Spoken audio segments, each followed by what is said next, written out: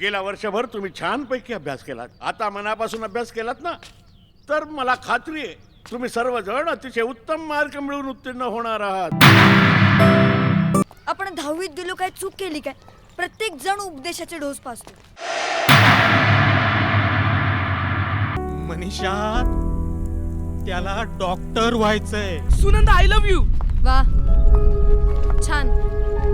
उत्तम प्रकारे परीक्षेची तयारी सुरू आहे. पेपर व्यवस्थित लिहायचा.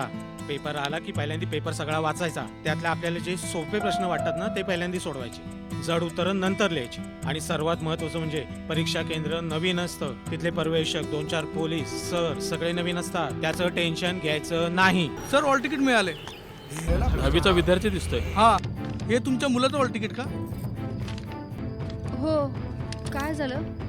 सॉरी, तुमच्या मुलांनी आत्महत्या केली.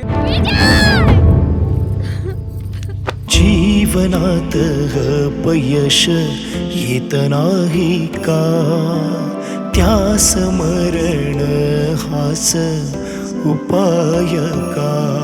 नाही केला आई वडिलांचा विचार, होते शरीरात बळ.